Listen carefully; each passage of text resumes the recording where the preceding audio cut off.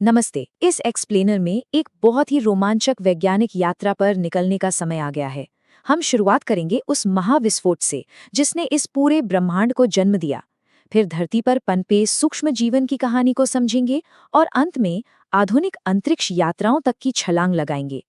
तो ब्रह्मांडीय पैमाने से लेकर सूक्ष्म जीवों तक और फिर वापस अंतरिक्ष की ओर जाने वाले इस शानदार सफर को बिना किसी देरी के शुरू करते हैं। तो हमारी इस चर्चा के मुख्य पड़ाव कुछ इस तरह होंगे। सबसे पहले ब्रह्मांड और हमारा सौरमंडल, फिर आकाशीय पिंड और ग्रहण, उसके बाद पृथ्वी पर जीवन की उत्पत्ति और अंत में अंतरिक्ष अन्वेषण और इसरो। चलिए सबसे पहले पड़ाव से शुरुआत करते हैं, ब्रह्मांड और हमारा सौरमंडल। अब बिग बैंग थ्योरी यानी महाविस्फोटक सिद्धांत, ये सच में दिमाग को चकरा देने वाला कंसेप्ट है। बेल्जियम के पादरी जॉर्ज लेमेत्रे ने ये सिद्धांत दिया था। ये सोचने वाली बात है कि आज से 15 अरब साल पहले, जी हाँ 15 अरब साल, ये पूरा ब्रह्मांड सिर्फ एक विशाल अग्निपिंड था, बिल्कुल एक दहकते हुए गोले की तरह। फिर इसमें एक भयानक विस्फोट हुआ और बस वहीं से रचना की एक अद्भुत श्रृंखला शुरू हो गई। उसी एक विस्फोट से हमारा ब्रह्मांड बना, फिर आकाशगंगाएं बनी, तारे बने और ग्रह अस्तित्व में आए। महाविस्फोट के बाद थोड़ा आगे बढ़ते हैं और अपने स्थानीय ब्रह्मांडीय पड़ोस यानी सौरमंडल पर ध्यान देते हैं। इसके बिल्कुल केंद्र में है हमारा सूर्य। सूर्य वास्तव में प्रकाश उत्पन्न करने वाला एक तारा है और दिलचस्प बात यह है कि ये पृथ्वी का सबसे निकटतम तारा है। यही हमारे पूरे सौरमंडल का पावर हाउस है जो ऊर्जा और प्रकाश देता है। सूर्य और उसके आसपास गुरुत्वाकर्षण बल के कारण चक्कर लगाने वाले सभी खगोलीय पिंडों से मिलकर ही ये पूरा सौर परिवार बनता है। देखा जाए तो गुरुत्वाकर्षण ही वो गोंद है जो इन सबको एक साथ मजबूती से बांध कर रखता है। हमारे सौर परिवार में कुल 8 ग्रह हैं, लेकिन सबसे मजेदार बात यह है कि ये सभी एक जैसे बिल्कुल नहीं हैं।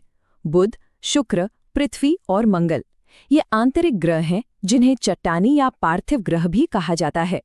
दूसरी तरफ बृहस्पति, शनि, अरुण और वरुण बाह्य ग्रह हैं और ये मुख्य रूप से गैसों से बने हैं।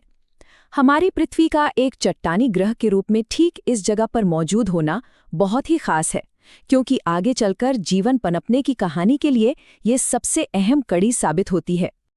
अब आगे बढ़ते हैं दूसरे पड़ाव की ओर, आकाशीय पिंड और ग्रहण।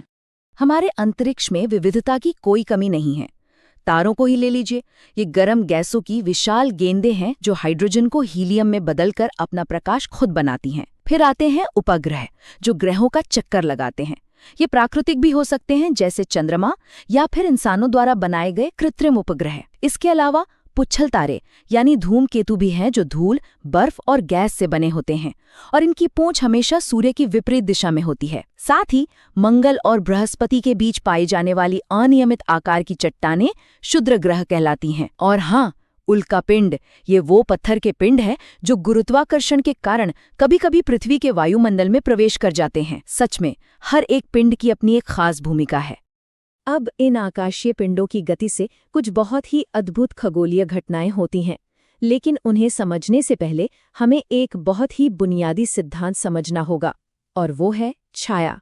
होता क्या है कि जब किसी प्रकाश स्रोत के सामने कोई अपारदर्शी वस्तु आ जाती है तो प्रकाश उसे पार नहीं कर पाता और उस वस्तु के ठीक पीछे एक अंधकार वाला क्षेत्र बन जाता है जिसे हम छाया कहते हैं। इसके सबसे गहरे काले मध्य भाग को प्रछाया यानी अम्ब्रा कहते हैं और इसके चारों ओर जो थोड़ा हल्का काला सीमावर्ती भाग होता है उसे उपछाया यानी पेनिम्ब्रा कहा जाता है।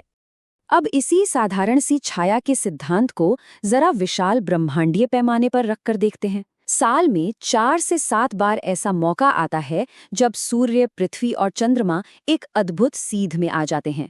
इसी संरेखण से ग्रहण लगता है। जब चंद्रमा सूर्य और पृथ्वी के ठीक बीच में आ जाता है तो सूर्य का प्रकाश पृथ्वी तक नहीं पहुंच पाता। इसे सूर्य ग्रहण कहते हैं और ये हमेशा अमावस्या को होता है। इसके उलट जब पृथ्वी सूर्य और चंद्रमा के बीच आ जाती है तो चंद्रमा पर प्रकाश नहीं पड़ता और वो दिखाई नहीं देता। इसे चंद्र ग्रहण कहते हैं जो हमेशा पूर्णिमा के दिन होता है।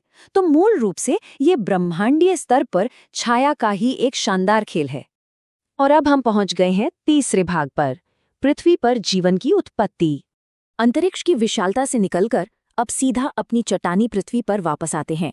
ब्रिटिश वैज्ञानिक JBS हाल्डेन ने सबसे पहली बार एक बहुत ही दिलचस्प सुझाव दिया था। उनका मानना था कि जीवों की उत्पत्ति उन अजैविक पदार्थों से ही हुई होगी जो पृथ्वी के बनते समय यहाँ मौजूद थे।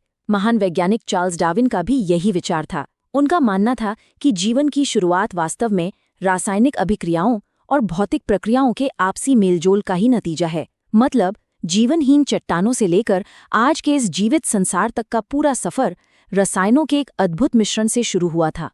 इस बात को साबित करने के लिए 1953 में स्टेनले एल मिलर और हैरल्ड सी उरे ने एक बेहद मशहूर प्रयोग किया। उन्होंने प्रयोगशाला में एक ऐसा कृत्रिम वातावरण तैयार किया जो बिल्कुल प्राचीन पृथ्वी के जैसा था। हैरान करने वाली बात यह है कि इस वातावरण में ऑक्सीजन बिल्कुल नहीं थी, सिर्फ मीथेन, अमोनिया और हाइड्रोजन सल्फाइड जैसी गैसें थी। फिर जब इन गैसों के मिश्रण में आकाशीय बिजली की तरह चिंगारियां उत्पन्न की गईं, तो एक कमाल की बात सामने आई। मीथेन से सरल कार्बनिक यौगिक बन गए और इनमें अमीनो अम्ल भी शामिल थे जो हमारे शरीर में प्रोटीन का निर्माण करते हैं। इसी एक प्रयोग ने साबित कर दिया कि जीवन के बुनियादी ब्लॉक्स अजैविक पदार्थों से भी बन सकते हैं। पर एक सवाल उठता है, ये सब हुआ कहाँ? काफी समय तक यही माना जाता था कि जीवन की शुरुआत खुले महासागरों में हुई होगी, लेकिन आधुनिक विज्ञान अब कुछ और ही इशारा करता है। नए अध्ययन बताते हैं कि सूर्य के तेज प्रकाश और प्राचीन चट्टानों से घुले लोहे के कारण समुद्र में पहुंचने वाले नाइट्रोजन के ऑक्साइड्स पूरी तरह नष्ट हो जाते हैं और ये ऑक्साइड्स जीवन के पनपने के लिए बहुत जरूरी हैं। इसलिए अब वैज्ञानिक मानते हैं कि उथले तालाब जीवन की उत्पत्ति के लिए कहीं बेहतर और सुरक्षित जगह थे। क्योंकि तालाबों का आकार छोटा होता है, वहां जीवन के लिए जरूरी इन नाइट्रोजन ऑक्साइड्स की सघनता काफी अधिक रही होगी। चलिए अब इस एक्सप्लेनर के आखिरी हिस्से की तरफ बढ़ते हैं, अंतरिक्ष अन्वेषण और इसरो। एक छोटे से तालाब से निकलकर आज हम इंसान अंतरिक्ष तक पहुंच गए हैं। दुनिया ने अंतरिक्ष अन्वेषण में कई ऐतिहासिक मुकाम हासिल किए हैं।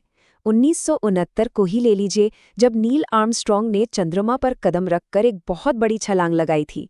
1970 के दशक में मेरिनर यान ने मंगल की परिक्रमा की और वॉयेजर ने बृहस्पति और शनि की शानदार तस्वीरें धरती पर भेजी। फिर 1989 में अंतरिक्ष अन्वेषण पहल की घोषणा हुई और आज अंतर्राष्ट्रीय अंतरिक्ष स्टेशन यानी ISS पृथ्वी का चक्कर लगा रहा है, जिसे नासा, रोसकॉस्मोस, ESA, JAXA और CSA जैसी दुनिया की 5 बड़ी अंतरिक्ष एजेंसियों ने मिलकर तैयार किया है। ये सारी उपलब्धियां इंसानी जिज्ञासा और वैज्ञानिक प्रगति का जीता जागता प्रमाण है। और अब इस पूरी कहानी का सबसे प्रेरणादायक हिस्सा, भारतीय अंतरिक्ष अनुसंधान संगठन यानी इसरो का सफर। अक्टूबर 1958 में अपनी स्थापना के बाद से इसरो ने जो कमाल किया है वो पूरी दुनिया देख रही है। अक्टूबर 2008 में चंद्रयान 1 का सफल लॉन्च और फिर नवंबर 2013 में मंगलयान। सबसे खास बात यह है कि भारत अपने पहले ही प्रयास में मंगल की कक्षा में पहुंचने वाला दुनिया का पहला और कुल मिलाकर चौथा देश बन गया। ये कोई छोटी बात नहीं है। इसके बाद फरवरी 2017 में PSLV रॉकेट के जरिए एक साथ 104 सैटेलाइट लॉन्च करके इसरो ने एक नया रिकॉर्ड बनाया और उसी साल जून में देश का सबसे भारी रॉकेट GSLV Mk3 भी सफलतापूर्वक लॉन्च किया गया। तो इस शानदार वैज्ञानिक यात्रा को देखने के बाद एक गहरा सवाल मन में आता है। पृथ्वी के एक प्राचीन उथले तालाब में पनपी जीवन की उस पहली चिंगारी से लेकर मंगल ग्रह तक सफलतापूर्वक रॉकेट लॉन्च करने के इस सफर को हमने तय कर लिया है। लेकिन इंसानियत अब आगे क्या करेगी? ब्रह्मांड के इन अनंत रहस्यों को सुलझाते हुए अब कौन से नए आकाशीय पिंड की खोज की जाएगी? इसी एक विचार उत्तेजक सवाल के साथ इस एक्सप्लेनर को यहीं समाप्त करते हैं। इस यात्रा में शामिल होने के लिए बहुत बहुत धन्यवाद।